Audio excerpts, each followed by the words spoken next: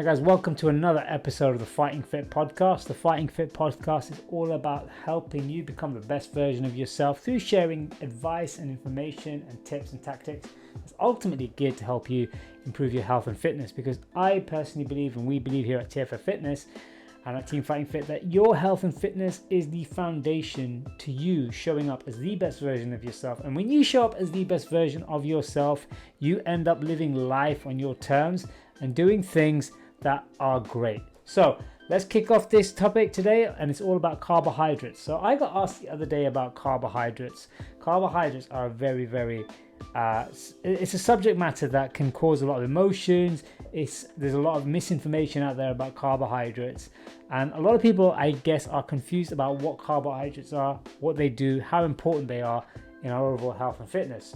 So I thought I'd share a few bits today about carbohydrates, just to get you sort of understanding, do you need them, what are they, how do you sort of eat them, and what are the benefits, and also, what are the drawbacks of carbohydrates, because they have been demonized in society over the last 10-20 years, especially in the early 2000s, late 90s, when the Atkins diet came out. And I remember when sort of like the Atkins diet was really popularized by the book, and there was like almost like a religious cult-like movement around that sort of like process of eating low carb zealots were what they were called.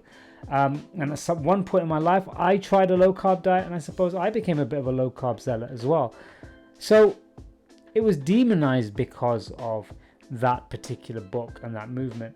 And the premise was literally carbohydrates create an insulin spike in the body, which they do, and basically insulin is responsible for fat gain. To a certain degree it is. However, science has sort of like moved on. Research and studies have shown that it's not just about carbohydrates, and there's a lot more involved in the process of weight gain than just sort of carbohydrates. But as a mechanism, it can be an issue. So what are carbohydrates? So carbohydrates are one of the three main macronutrients. And what a macronutrient is it's a sort of like a category of food. So there are three main macronutrients. You get your fats, you get your proteins, and then you've got your carbohydrates. Now carbohydrates are generally broken down into two main categories. You got monosaccharides and polysaccharides. So monosaccharides are your simple carbohydrates. They have one sort of like glucose molecule, and they're simply digested. They're things like sugars, glucose, dextrose, galactose, etc. Then you have something called polysaccharides, which are more complicated strands of glucose, and they make up sort of like a harder to break down molecule, and they sort of comprise of your starches, your fibers, etc. So when your body eats or consumes a carbohydrate, it's broken down, and it's broken down into glucose. And this glucose is then sort of like taken into the body, and it's used for energy, or it's stored as glycogen in the muscle, and excess glycogen goes to the liver, and the liver converts excess glycogen into fat cells through a process called lipogenesis de novo. Now, this is important because this is where a lot of confusion comes into play. Some people have the understanding that, well, if excess carbohydrates get turned into fat if I eat them, but by cutting carbohydrates out, I won't have that effect of gaining fat. And certainly, when you start a low carbohydrate diet, you'll start to see that your weight starts to drop off quite quickly. Now, it's really important to understand what this weight is made up of. So most of the weight that you lose in the early stages of your weight loss in a low carbohydrate diet is comprised of glycogen, because you're not having the carbohydrates to replenish the glycogen in your muscles. So a little bit of the weight loss initially is going to be glycogen. Also, carbohydrates help store water. So the glycogen in the muscles, etc., they help you store water. So a little bit of that weight loss is going to be water weight, and then you're going to see fat, potentially muscle loss as well.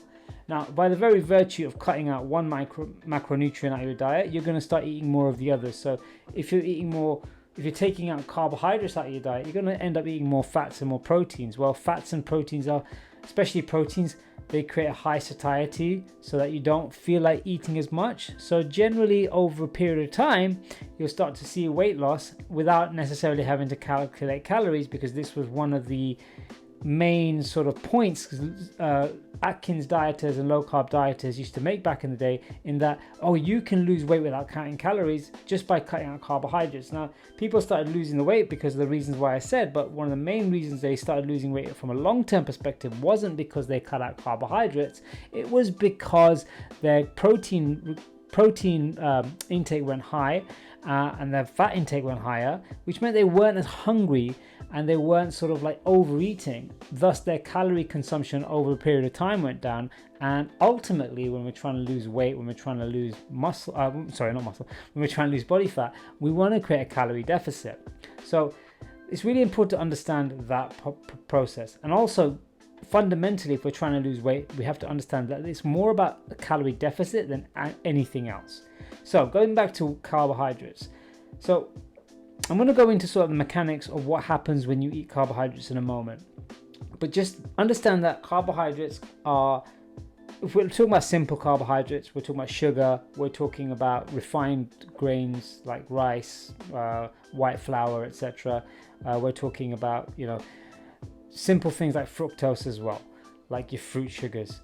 And then when you have more complex carbohydrates, they're like your starches, they're like potatoes, sweet potatoes, yams, fibrous foods, whole grains, etc. Now, when you consume these carbohydrates, what happens is they break down into glucose molecules, which is a simple sugar. The sugar goes into your bloodstream, and because the sugar is in your bloodstream, the body needs to remove the sugar out of the bloodstream, so it creates an insulin response. So insulin gets secreted, and now this is where it all gets a little bit complicated. So when you have too much insulin in your body, it can be catabolic to fat cells. However, it can be anabolic to fat cells. However, it can also be anabolic to muscle cells as well. And I'll get into that in a minute. But the most important thing we need to understand is that the concept of carbohydrates eliciting an insulin response, that was demonized because, like I said, people said that it was insulin's fault that people were gaining weight. It was insulin's fault that people were becoming diabetic. Now, diabetes is a completely different topic to what I want to cover today. But yes, if you abuse carbohydrates and you are creating too much of an insulin response, and your body does not have insulin sensitivity and it's insulin resistance because of combining factors such as high visceral fat, low muscle mass, yes, you can create type 2 diabetes as a condition within your body by abusing carbohydrates, especially simple carbohydrates. However, we don't want to talk too much about diabetes today. What I want to talk about is just the mechanism of carbohydrates and why you should be eating carbohydrates. So when I spoke earlier about insulin being anabolic, and anabolic just means it helps it grow, or its growth to fat, but also to muscle, there is a reason to have carbohydrates, especially if you're trying to grow your muscle mass, because muscle tissue you need an anabolic environment to create muscle tissue. You need protein, and you're going to need some carbohydrates to create that insulin response. So you are going to need some carbohydrates in your diet if you are trying to gain muscle tissue. The other thing is carbohydrates, like I said, are broken down into glycogen. Glycogen is like the main energy source for high intensity activity, such as strength training or high intensity interval training or sprints or anything like that. So you are going to need carbohydrates for that. If you don't have carbohydrates and glycogen in your body, it's very difficult to perform those activities to your best ability. And I know this personally. When I was experimenting with a low carbohydrate diet, when I was training for fights in Muay Thai, it was very difficult for me to have that prolonged pad work and sparring. I was just getting exhausted too quickly, so I had to cut it out and then go back to a carbohydrate based diet with proteins. The other reason I had to cut out the other reason why I had to cut out low carbohydrate diet from my diet style was purely because I developed insomnia, and what I found later on is carbohydrates are important for serotonin release, and serotonin is a precursor for melatonin, which is the hormone that helps you sleep. So sometimes if you cut out carbohydrates too much, you'll struggle to sleep properly at night, and sleep is critical when it comes to fat loss and muscle gain. So going back to sort of like the carbohydrate stuff and why it's important, well, like I said, you're going to need it for performance, you're going to need it for energy, but it's also important for recovery. And when you are trying to recover from a hard workout, you will need some carbohydrates to help you. But also, like I said, it's going to help you sleep as well. So there were sort of principles and sort of like theories released not too long ago in the last 10 years about carb backloading, where you'd sort of like have the bulk of your carbs at night, which helps you sleep better, etc. And that's a strategy that some coaches and some people use to help them maximize their efficiency for recovery. Because remember, you can only train as hard as you can recover. If you are a recovery machine, you can be a training machine. But if you're training harder than your body's able to recover, you're going to end up losing muscle tissue, you're going to end up injured, you're going to end up cranky, you're going to end up with off-whack hormones. So it's really important that you recover properly as well, and carbohydrates are an important element to that. Now, how many carbohydrates you should be eating?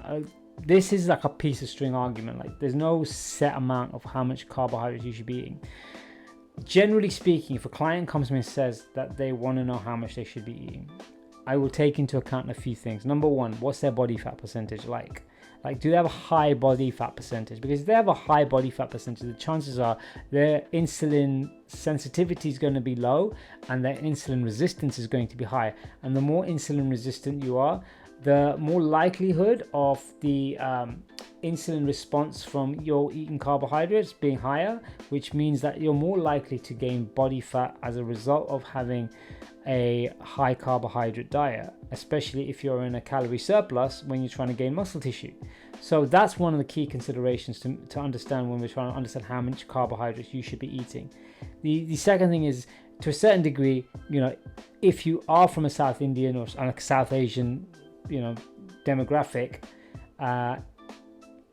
generally speaking, from a genetic perspective, we don't do well with carbohydrates, and we are generally more insulin resistant than our Caucasian counterparts and our African Caribbean counterparts. This partly goes into a theory that there was a famine and our bodies adapted to carbohydrates more, etc., and we needed less energy as a result. I don't know the full truth behind that. It's a theory. There's a little bit of skepticism behind it, but it probably makes a lot of sense because, generally speaking, South Asian people from India, Pakistan, Bangladesh have a higher level of visceral fat, they have higher levels of diabetes, and they have less muscle tissue than other sort of like ethnicities. So with that in mind, if you are South Asian, you're going to want to eat less carbohydrates anyway. So I would recommend no more than 40% of your intake from carbohydrates. And if you are struggling to see fat loss, you might need to sort of like tone it down to 30, maybe even 20% of your carbohydrates. But again, the ultimate thing when it comes to fat loss is to making sure that your calories are in a deficit over time. So that is really important to understand. You need to be in a calorie deficit over time in order to see sustained fat loss. You can lose weight as well, but you want to make sure you're losing fat. So you want to make sure that your proteins are high, and protein is a topic for another conversation as well. So hopefully this information is giving you a great idea of what carbohydrates are and what carbohydrates should you be eating.